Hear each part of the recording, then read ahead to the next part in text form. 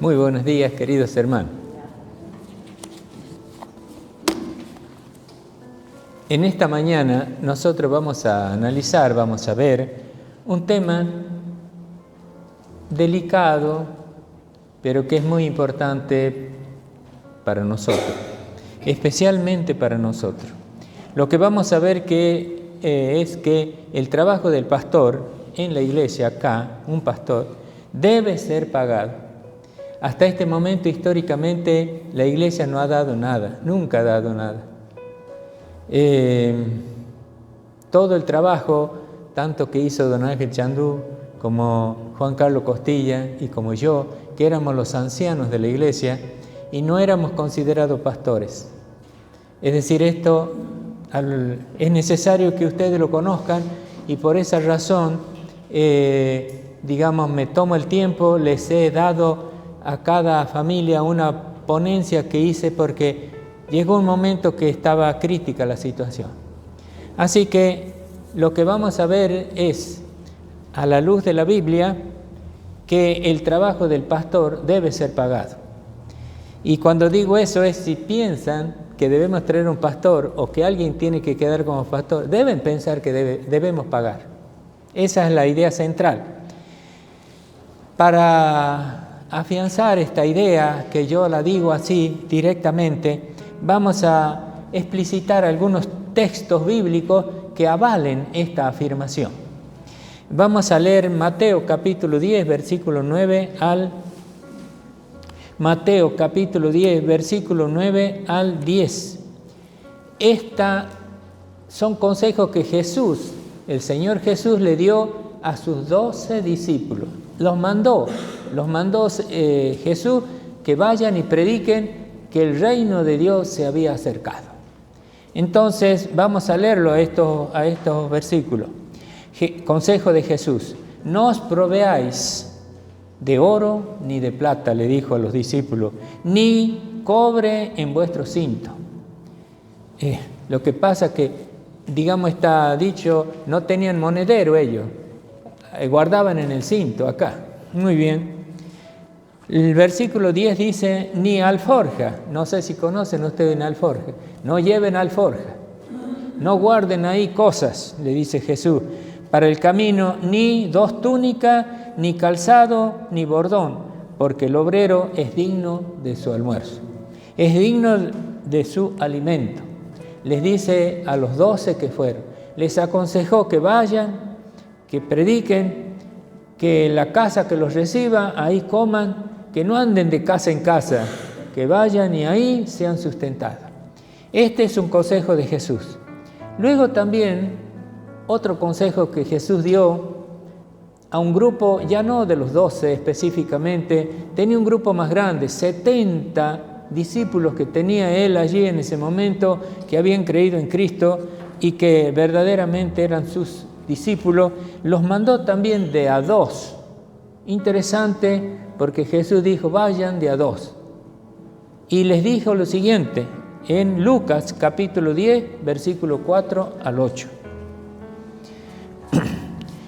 El versículo que nosotros dice es Lucas capítulo 10, versículo 4 al 8. Bueno, ya lo tienen ahí. Pueden mirar en la proyección que hace Emilce. Dice así el versículo 4, no llevéis bolsa, ni alforja, ni calzado, y a nadie saludéis por el camino.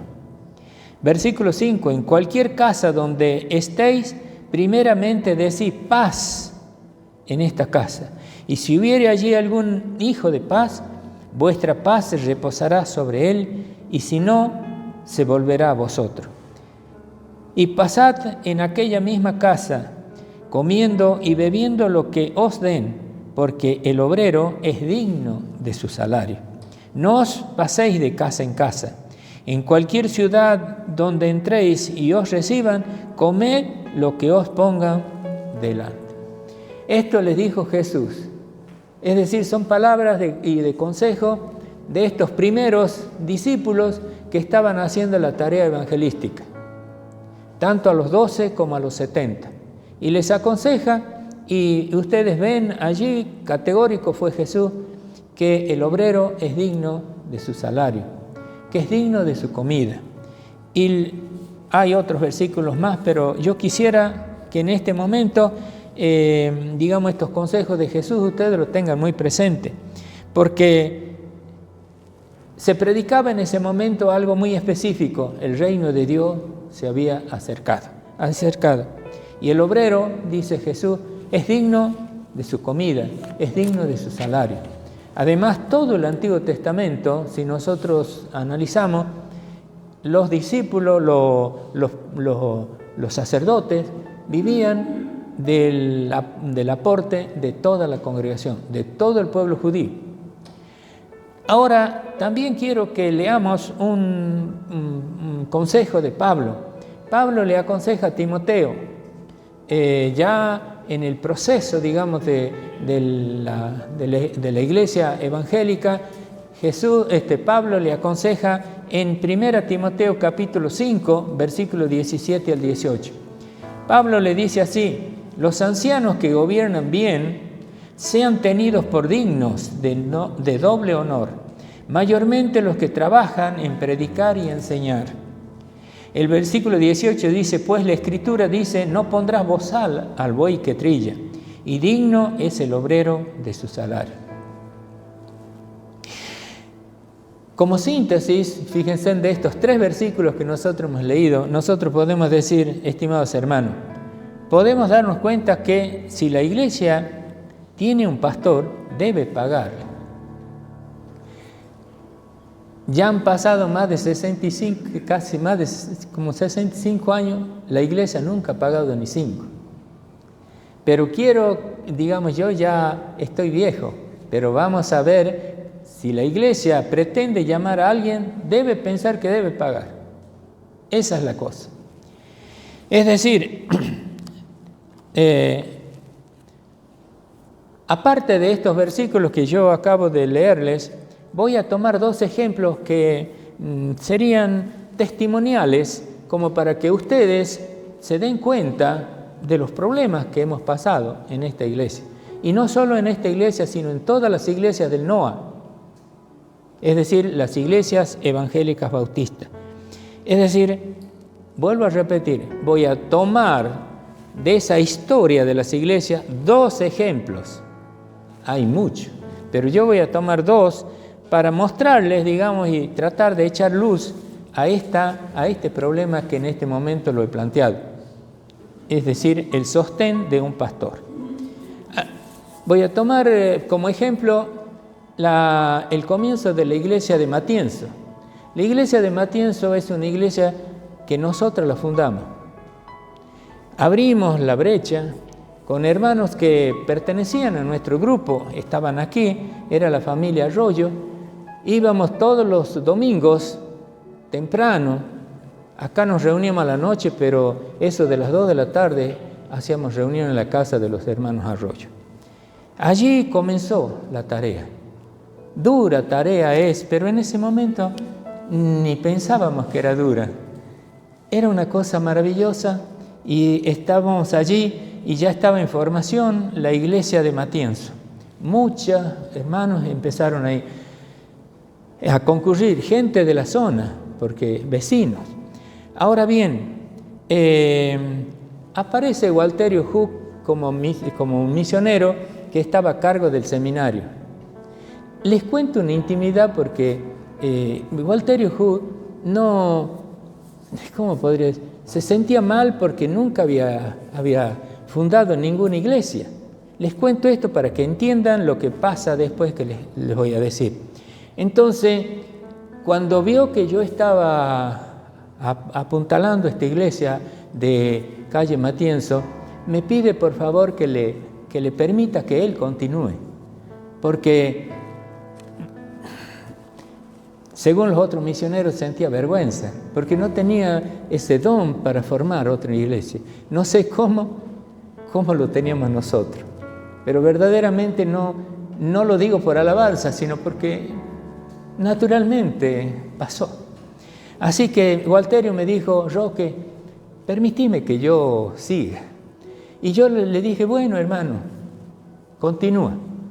Es así que, Walterio, nos pusimos de acuerdo, los seminaristas de Cebea iban a apoyar, era un grupo de como de 10 alumnos que estaban estudiando con la posibilidad de ser pastores en las iglesias.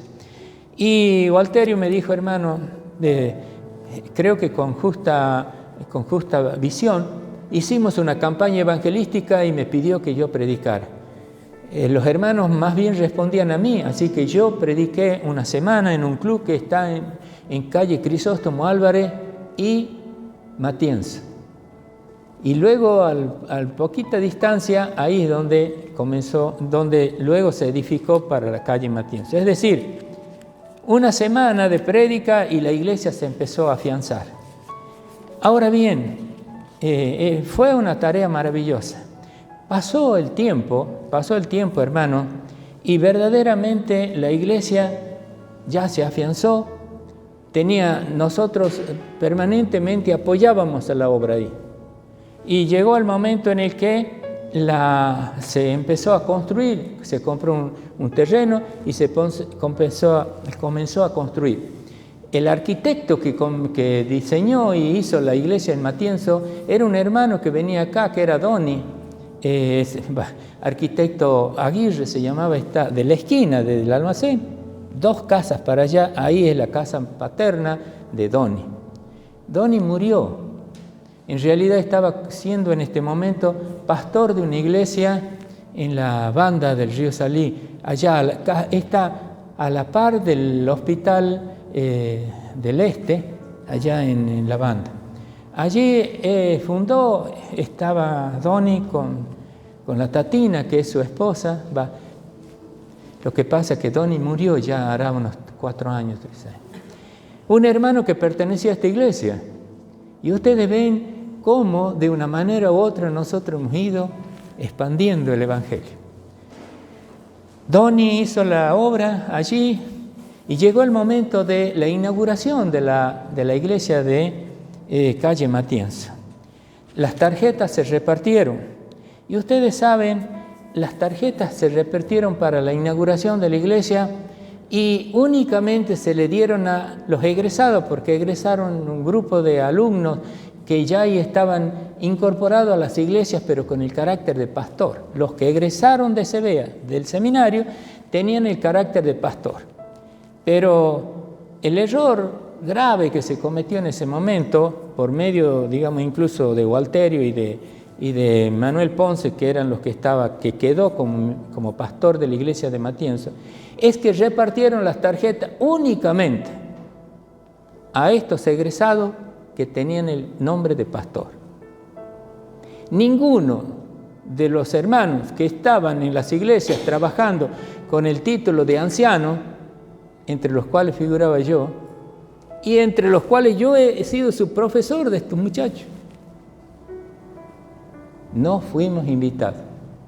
Es decir, nosotros no hemos sido invitados para la inauguración de Matienzo, siendo que nosotros hemos abierto la brecha y les he contado ajustadamente cómo fue la historia. Creo que fue un paso mal dado, porque esto creó tensiones dentro de los líderes de las iglesias. Los misioneros norteamericanos no tuvieron la capacidad de manejar esta situación. Se desbordó y entonces pasó. Miren, Walterio estaba allí. Pero bueno, así, de esta manera, este fue el ejemplo testimonial que les he querido dar como número 1. No es que la vida de las iglesias es pura paz y tranquilidad. Muchas veces se tiene que luchar, se tiene que sufrir. Hay hermanos que muestran egoísmo y algunos tienen que mostrar la paz y la tranquilidad, porque si no esto se cae. Pero luchamos porque verdaderamente estaba mal. Y así llegamos en una situación donde la interrelación entre los hermanos líderes de las iglesias no era la adecuada. Llegamos al año 1986. Es decir, Ya van a ver ustedes cuando yo les lea la historia de la iglesia, para eso les he dado las fotocopias esas, es que en el año 1986, donde un grupo, y gracias a Dios, un grupo de los líderes de las iglesias evangélicas bautistas de acá de Tucumán, nos pusimos de acuerdo para tener el segundo congreso y el segundo encuentro de los pastores. ¿Ve? Este es el original. Gracias a Dios, yo soy un tipo que guardo las cosas, pero este es el original de esa ponencia que nosotros tuvimos allí. Yo defendí la tarea del anciano y otro hermano defendió la tarea del pastor. Y ahí tuvimos conclusiones. Y yo quiero que ustedes la tengan, porque si no, la historia se va a perder. Entonces, fíjense ustedes, allí en Tafí Viejo tuvimos este encuentro. El hermano Cheme hizo la ponencia defendiendo la postura de los pastores. Y yo, era mi ponencia, que es esta, que yo les he repartido. No les he repartido lo que dijo Cheme, por razones económicas nada más, porque si no, si ustedes quieren, le sacan fotocopias, son hojas también. Es decir, quería que ustedes sepan el planteo de estas cosas. En ese momento, queridos hermanos, mi exposición es el texto ese que ustedes tienen allí. Les he dado copia y ahora, voy a pasar, va a ser, la exposición esta va a constituir el segundo ejemplo que yo voy a dar testimonial de esta historia de las iglesias y de este problema que, fíjense en ustedes, ya estamos en el año 86, se abre una gran problemática porque verdaderamente los que egresaron ya cambió la misión estadounidense dio unas becas a los estudiantes de CBA y curiosamente, bueno, no lo voy a decir porque van a pensar que me alabo, pero ustedes saben que yo gané un concurso para ¿cómo se llama esta? En la comisión o grupo latinoamericano de teología para ir a Córdoba y perfeccionarme sobre la predicación, sobre el arte de predicar, y daba el doctor John Stock, un gran hombre de la Biblia, pero inglés. Vino y participó la iglesia, todas las iglesias podían participar, pero yo fui becado ahí. ¿John Stock vino a Córdoba? Mi querido Watson, estoy diciendo eso. John Stock predicó. Y es decir, yo fui su alumno en ese momento. Y a veces, no digo esto porque pueden pensar, también se está mandando el artículo Roque. No, es como que Dios me ha dado ese don. Y más aún, Stock me abrazaba y me decía, a partir de ahí yo fui el titular de homilética, de enseñar en el seminario acá. Los misioneros estaban contentísimos y yo le daba gracias a Dios. Quiero decir estas cosas porque si no se pierde la historia. En otro momento tengo un certificado donde se dice lo que yo les estoy diciendo. Ahora vamos a pasar a leer la exposición que hice en defensa de los ancianos en Tafí Viejo, porque los ancianos eran hombres anónimos, eran hombres sufridos, estaban a lo largo, eran hombres que estuvieron en todas las iglesias. Ya en ese momento teníamos como 100 iglesias nosotros, acá en el NOA, donde hombres y mujeres que no tenían nombre, porque la prédica y la enseñanza de los misioneros era equivocada en ese momento, porque ellos decían, todos somos iguales, porque querían diferenciarse de la iglesia católica, y yo les decía, no somos todos iguales, porque resulta que cuando un problema está en la iglesia, el que la enfrenta soy yo, no son los hermanos. Y lo mismo pasa en todas las iglesias del NOA. Ustedes tienen que decirle a los hermanos eso. Nunca le dijeron. Se han ido y yo les reclamé hasta último momento, hasta hace unos años cuando se fue Ricardo Griman y todos los últimos misioneros tienen que decirle a los hermanos esto, porque los hermanos están mal informados. Nunca. Bueno.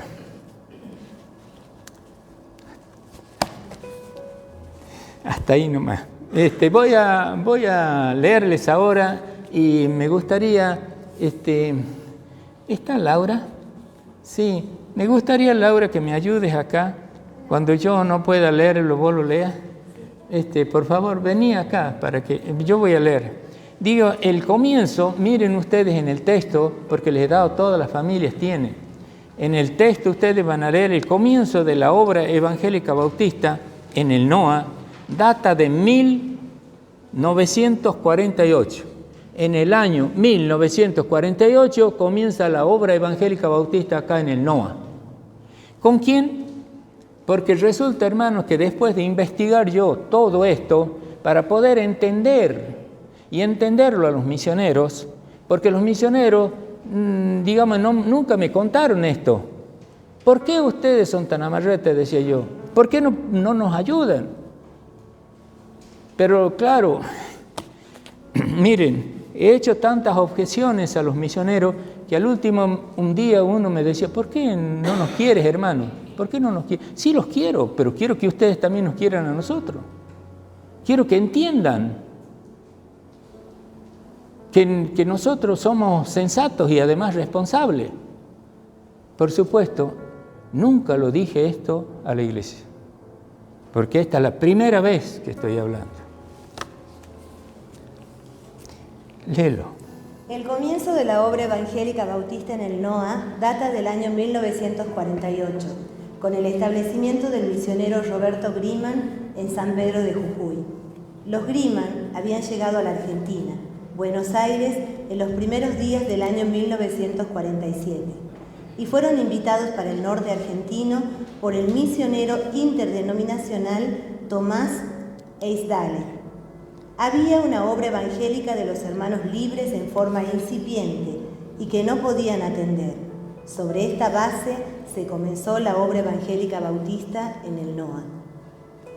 En ese momento el secretario de la Misión Norteamericana para América del Sur fue Raymond Bucker. Su pensamiento era que el gobierno y los gastos debían estar en manos de los nuevos creyentes. La misión norteamericana no debía invertir nada en la obra local y que solamente haría gastos en el salario del misionero y literatura. Booker tuvo una influencia muy grande sobre los primeros misioneros. En el año 1951 se escribía que toda la responsabilidad debía recaer en los líderes argentinos. Todos los misioneros aceptaron esta filosofía. Además, la misión norteamericana imponía como requisito previo para todo candidato a venir a la nueva obra leer el libro de Alex Hay, El orden neotestamentario para la Iglesia y el misionero. Este libro aconsejaba tener ancianos y no pastores en las iglesias. Paramos un momentito nada más, no se distraiga, porque ustedes en una de las hojas final, en la última, están todos los que estaban presentes. No olviden esto, era una reunión de misioneros, de pastores y de ancianos. Estábamos todos ahí en Tafí Viejo. Estaban varios pastores y varios misioneros. Quiero que ustedes vean que en realidad no era tan fácil. Yo lo investigué al tema y ahí dije las cosas que tenía que decir. En el año 1959, la misión norteamericana, con Arno Enns al frente, preparó un plan global para cubrir toda la Argentina. En ese plan se fijaba toda la estrategia para las nuevas iglesias. En particular, ningún misionero tenía libertad de buscar fondos para las nuevas iglesias. Solamente podía usar sus diezmos para tal fin. De lo expuesto, no cabe duda que el gobierno de ancianos tuvo dos raíces. Por un lado, la obra de los hermanos libres y por el otro, la filosofía impuesta por la misión norteamericana. ¿Cuál es la evolución histórica de los ancianos en la obra evangélica bautista del NOA? Hablar de la historia de estos hombres anónimos de la obra evangélica del NOA es hablar de sus alegrías y de sus amarguras, de sus errores y de sus aciertos, de sus glorias y de sus tristezas, de sus fortalezas y sus debilidades, de sus pasiones, de sus silencios, de sus gritos, de todo lo que amó y ama en esta obra y de su interacción con sus dos personajes totalmente identificados a lo largo de sus 40 años. Uno, el misionero norteamericano, el otro, el pastor argentino. Este último aparece con relativa firmeza recién en las últimas décadas. Mirando retrospectivamente, el anciano surge como una respuesta de amor al Señor Jesucristo y a los misioneros. Los primeros años del anciano en la obra fueron muy edificantes. Aprendió aspectos doctrinales, teológicos y sobre la administración de la iglesia. Y sin darse cuenta, fue asumiendo todos los roles que le compiten a un pastor. El misionero fue su gran maestro. Además, el misionero fue el maestro y pastor de todos y cada uno de los nuevos creyentes. En este sentido, el misionero inició y adoctrinó a la nueva iglesia y la dejó en manos de los ancianos. Durante años, el anciano vivió una amistad muy cordial con el misionero. Hasta podría decirse que llegó a admirarlo. Sin embargo, después de estos primeros años, a este hombre que asumió el rol de pastor se le fueron planteando conflictos y grandes contradicciones. Trabajando en la obra de igual a igual con su hermano misionero, pero en condiciones muy diferentes desde todos los puntos de vista, observó. Mientras que para el misionero este era su trabajo y por él recibía su salario, para el anciano es una obra para el Señor, una tarea sin salario por gratitud. Las obligaciones cada vez más crecientes en la obra fueron absorbiendo tanto al anciano que fue descuidando algunas tareas intrínsecas de su familia. Voy a dar un ejemplo, un mal ejemplo que no se debería cometer, pero yo tenía 3 hijos y nunca he ido al parque a disfrutar un día domingo. No tenía tiempo, pero era porque estaba mal organizada la cosa. Seguí leyendo. Por un lado, aplaudidos por algunos y por el otro, la responsabilidad no cumplida como jefe de un hogar. ¿Cómo resolver estos conflictos? Si deja alguna de las cargas adquiridas, es catalogado como que se está enfriando. Qué sacrificado este servicio gratuito del anciano. En relación con la agrupación misionera, sintió que ésta decidía y él ejecutaba una estrategia de la que no participó con poder de decisión. Cuando el anciano fue firme en delinear perfiles para una nueva filosofía para la obra evangélica del NOA, tuvo que asumir nuevas y pesadas cargas. Fue una dura y desigual lucha de ideas, pues la misión disponía de profesionales con 2 elementos contundentes: tiempo disponible, dinero. El tiempo del anciano era el tiempo que teóricamente debía dedicar para su descanso y el dinero era el que podía disponer obviando algunas necesidades de su hogar. Hace apenas algunos años que se sienten soplar nuevos vientos. Una relación más provechosa se vislumbra entre la Asociación General de Iglesias del NOA y la Misión de Estados Unidos de América del Norte. Con el Instituto Bíblico IBEA en San Pedro de Jujuy y su posterior traslado para San Miguel de Tucumán, convertido en seminario teológico CBEA, aparece el segundo personaje con el que coexistió el anciano, el pastor rentado. Consideramos para su análisis 2 etapas. Primera etapa. Los primeros egresados que fueron a pastorear iglesias hicieron su trabajo con mucha inocencia de lo que iba a ser el futuro, al igual que los ancianos. En Tucumán tuvimos a uno, Con este pastor, el anciano aprendió a trabajar en equipo y las relaciones entre el pastor y los ancianos fueron bastante buenas. A juzgar hoy, se cree que se debió a la sabiduría y prudencia del pastor. Fue un hombre que respetaba, representó al hombre consagrado a la obra y que respondía totalmente a la iglesia, cosa que el anciano no había visto en el misionero. En estos primeros años, tanto el pastor como el anciano actuaron con sacrificio, dedicación, pasión e interés por la gente. Hubo un sentimiento heroico por la tarea. Segunda etapa. La respuesta no valorativa por parte de la iglesia o por otras razones que son personales del pastor, este fue apartándose de este camino y paulatinamente fue dejando de responder a la iglesia. Hasta que en los últimos 9 años, más o menos, el anciano ve al pastor más cerca del misionero norteamericano. Lo ve consustanciarse con sus pensamientos y manera de actuar. El anciano observa que el misionero por fin encontró a un colega que se subordina a su cultura. En los últimos años, las relaciones entre ancianos y misioneros fue crítica, a veces cubierta por un manto de tolerancia hipócrita de ambos grupos.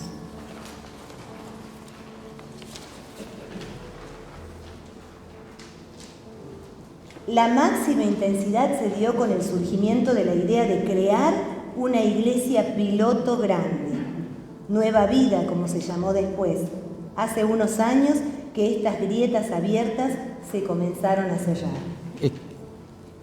Quizás de ustedes esas dos últimas renglones no entiendan nada, porque dice la máxima intensidad se dio cuando se propuso crear la iglesia Nueva Vida, que nosotros la conocemos, Nueva Vida, pero ustedes no saben lo que pasó. La misión norteamericana pensaba crear una iglesia modelo, llevando los mejores miembros de cada iglesia. Y con esa iglesia iban a iluminar, diría, era lo que pensaba la misión, todo a la gente rica, sobre todo de Tucumán. Pensaban que ese era el lugar apropiado. Donde está Nueva Vida era un cine. La misión mandó $10 millones para comprarlo. Yo no compartía que compremos un nuevo local. La iglesia de Nueva Vida estaba de la plazoleta Mitre, 2 cuadras más adelante por la avenida Mitre, a la par del Banco Provincia. En esa época era el Banco Provincia, ahora es Banco Macro. Ahí estaba la iglesia, era una hermosa iglesia. Los misioneros la vendieron y se compró esto. Yo no estuve de acuerdo. Entonces se abrieron grietas a veces durísimas. ¿Por qué? Porque las iglesias necesitábamos nosotros, había como 15 iglesias y necesitábamos algo de dinero. Nosotros no teníamos este local, no teníamos un terreno. Yo le decía, $1,000 para cada uno de nosotros, compramos un terreno y comenzamos las iglesias, cada una a tener su propio local. No aceptaron los misioneros y se puso de evidencia que en realidad... Pero, digamos, los argentinos traicionaron también, porque lo que pasa es que los pastores rentados estaban ya subordinados, en realidad eran obsecuentes de los misioneros, ya no valoraban lo nacional. Por esa razón aparecía tan negativamente mi postura, porque parecía que yo era el único que no estaba de acuerdo. Pero si ustedes se ponen a pensar, pensamos macroscópicamente, todas las iglesias estaban en una pobreza. Necesitábamos tener un local, necesitábamos tener un terreno. Pero no se hizo eso y se hizo la iglesia Nueva Vida. En Nueva Vida nosotros de acá teníamos un grupo de hermanos, también formaba parte de esta membresía David Espruance y su señora. Y Ángel Schoenberger con su señora Susana Chandú. Los 4, como eran los mejores, entre comillas, fueron a parar a Nueva Vida, para armar la iglesia, que en realidad con los primeros años, dieron vergüenza. Ahora ya se olvidó toda la historia, pero en realidad fue crítica, hasta que luego finalmente después asumió de nuevo el pastor Nelson, que era un joven anciano. Ya, pero fíjense ustedes, a veces cometemos errores y lo que estoy tratando de hacer es que tengamos cuidado. Si no sabemos, no podemos entender algunas cosas. Lo que pretendía, yo decía, si tengo que decirle a los hermanos que cuando busquen un pastor, tiene que ser un hombre que responda a la iglesia. Era luego los últimos años, que debe haber sido los últimos 20 años que yo participé, pusimos como condición que si un misionero venía a la Argentina debía ser miembro de una iglesia y debía estar sometido a la disciplina de la iglesia.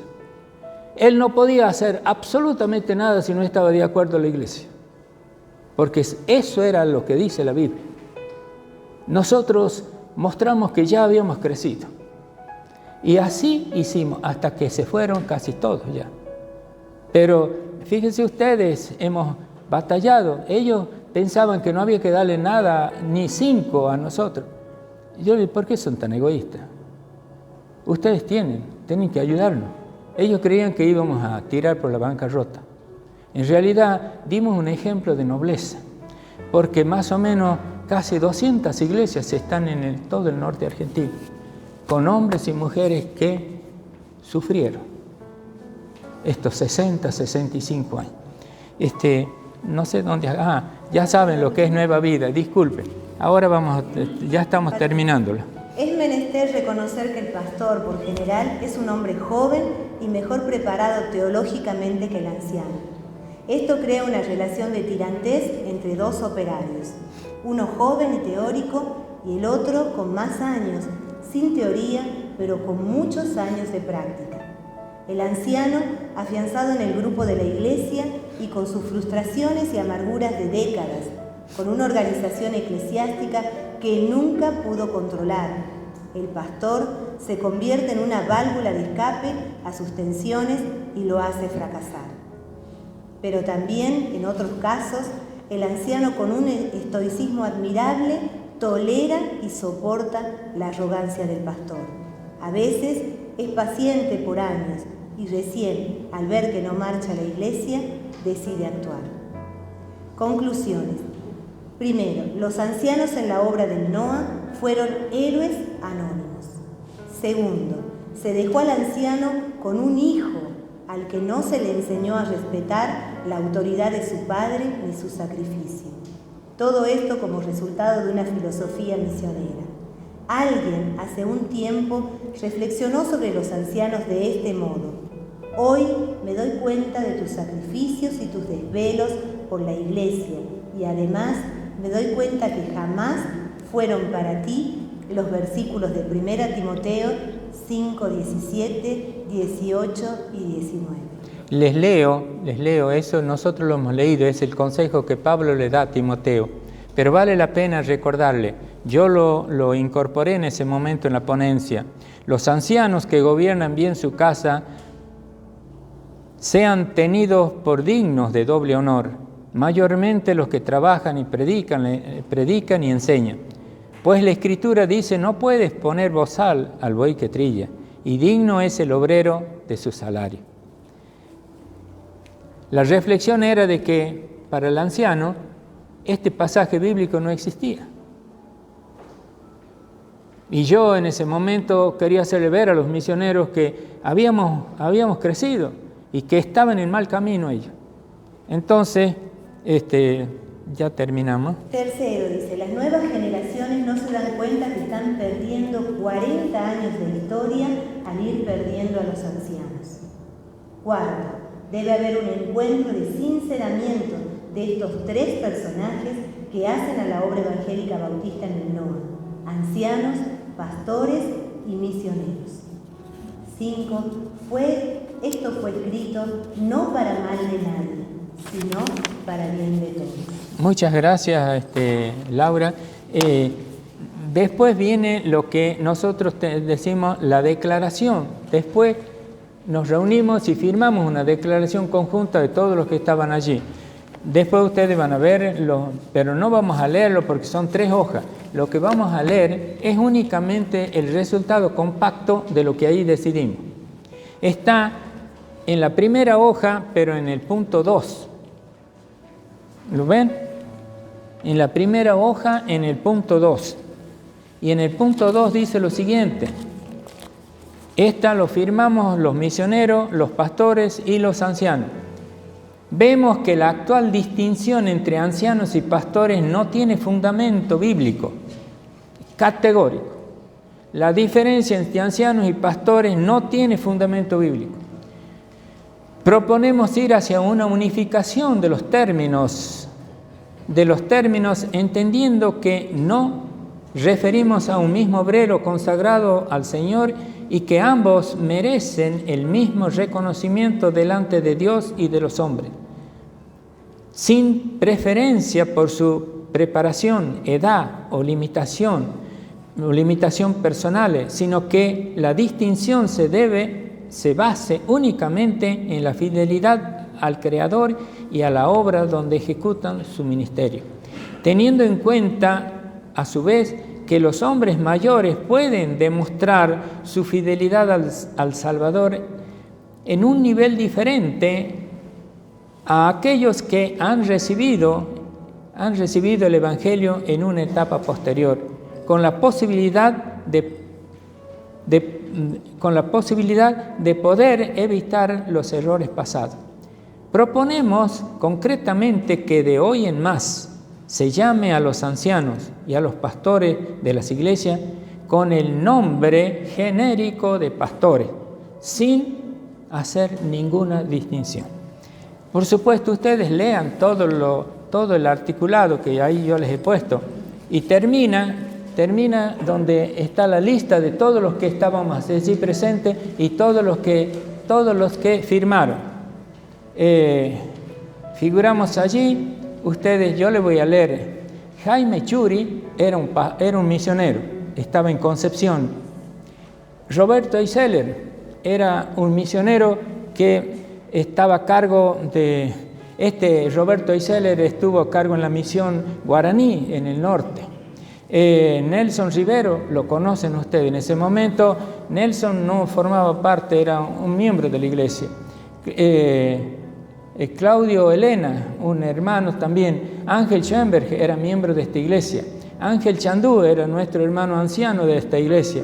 Roque Carvajal, de esta iglesia. Luis Luna también era de esta iglesia, era un hermano de la parte del aeropuerto. Dante Oliva era parte de nuestra iglesia. Adrián Arévalo, Orlando Díaz, Mario Pérez, que muchos lo conocemos, Mario Pérez, ha sido miembro de esta iglesia, luego egresado como pastor con Paula Pérez. Ken Cook era un misionero, eran profesores del seminario. Arturo Ariza era un hermano que pertenecía a Tafí Viejo. Este hermano Ariza, verdaderamente un gran hermano, que era tío de otro de este momento, ya no me acuerdo cómo se llama. Y José Soria era el último que aparece acá, que también ha sido miembro de nuestra iglesia, que lo dejamos nosotros a cargo de la iglesia que habíamos fundado en la avenida Alén. Ustedes no olviden, hermanos, nosotros habíamos llegado a fundar 6 iglesias fundamos nosotros. Porque un día pensaron que nosotros hablábamos mucho y no hacíamos nada. Yo le dije, hermano, los desafío, que cada uno muestre sus galones, que muestre sus medallas. Hagamos una reunión y a ver si la iglesia de San Cayetano va por mal camino. Nosotros era la única iglesia que había hecho 6 iglesias, de las cuales algunas están formando parte de la UNOA en este momento. Pero vean, era necesario que ustedes sepan esto, porque si no, avanzamos como a tienta. Como conclusión de esto que acabo de decirles, podría enunciarles como conclusión, y no olviden, estamos diciendo, si traemos un pastor, debemos pagarle. Y miren ustedes ahora, yo voy a concluir con lo que Pablo le dice a los filipenses. Filipenses capítulo 4, versículos 10 al 16. En gran manera me gocé en el Señor de que al fin habéis revivido vuestro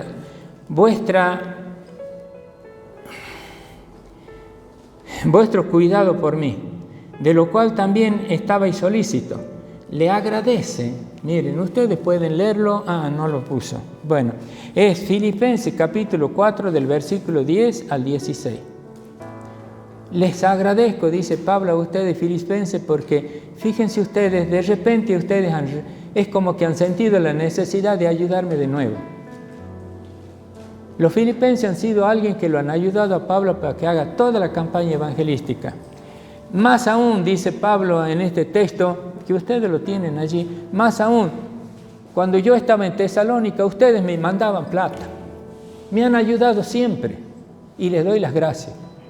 Mire, estoy acostumbrado, en este texto está el famoso texto, todo lo puedo en Cristo que me fortalece.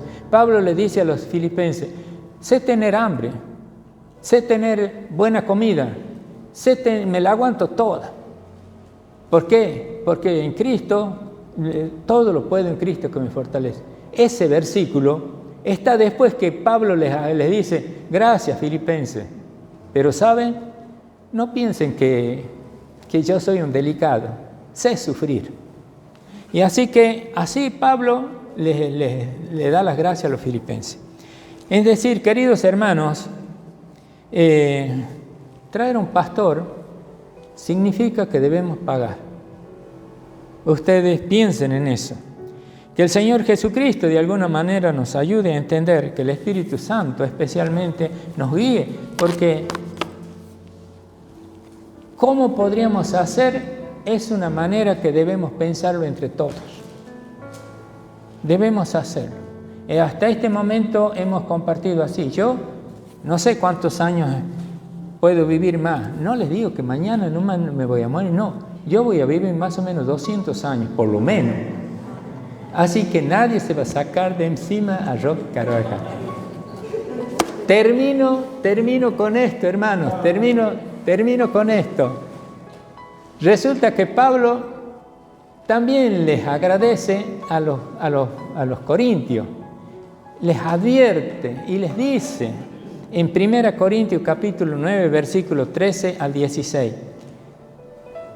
Pablo les dice, yo soy un apóstol de Jesús. Ustedes tienen que entender, les dice a los corintios. Y en el versículo 11, en el versículo 9, del versículo 13 al 11, les he puesto aquí. ¿No sabéis que los que trabajan, le dice Pablo a los corintios, que trabajan en las cosas sagradas, comen del templo, y que los que sirven del altar participan? Así también ordenó el Señor a los que anuncian el Evangelio que vivan del Evangelio. Pero yo de nada de esto me he aprovechado, ni tampoco he escrito esto para que se haga así conmigo, porque prefiero morir antes.